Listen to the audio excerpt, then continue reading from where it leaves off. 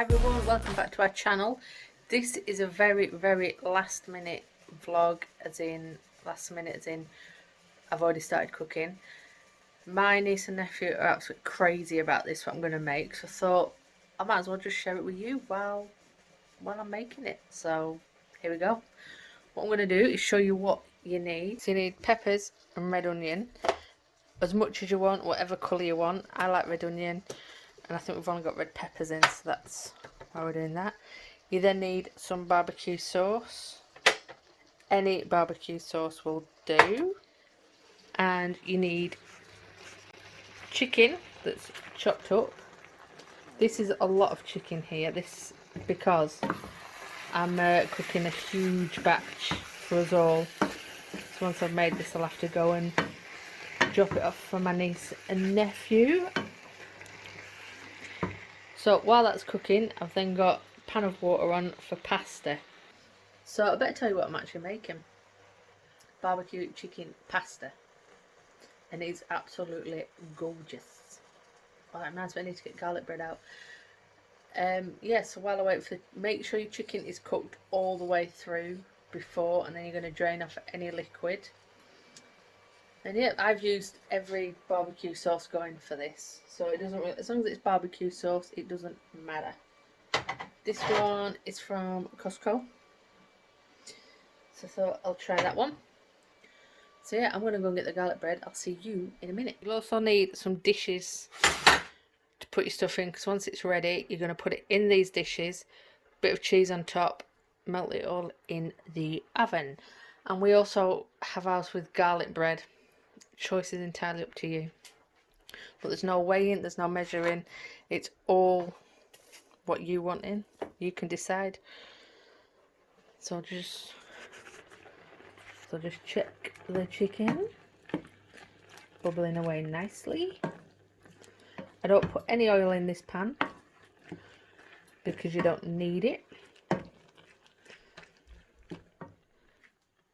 So chicken's cooked. I've drained the chicken because it creates a lot of water, so you don't need that.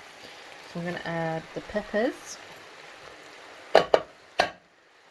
cook them all in, make sure they've started to cook, and then I will add the barbecue sauce.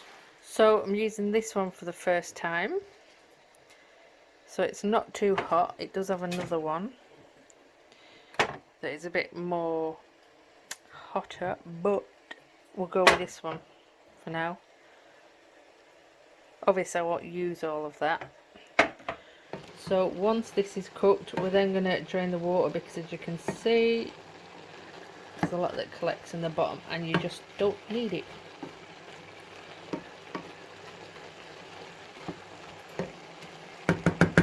What I've done now is I've added the barbecue sauce. You need to add a lot of sauce because you're going to mix it with pasta. So I add the sauce and then I turn the heat down, and then I put the pasta in, so it gives this time just to marinade, if you will, just to chill in the pan for a bit. So we'll leave that just to simmer. Pasta is now cooking, so we will see you when it's all done. So once your pasta's cooked, drain your pasta, and then you're going to mix this into there and mix it all up, and then put it in your dishes. So this is it. Once you've mixed it all together, this is why you need so much barbecue sauce, because it mixes with the pasta. So these are going to have cheese on, these aren't.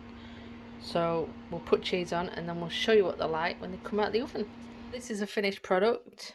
We're now going to divide it all up and munch it down. We do serve ours with garlic bread. The other ones I have delivered. So yeah, what are your views on my chicken bacon pasta? Hungry, eat. It's not bacon.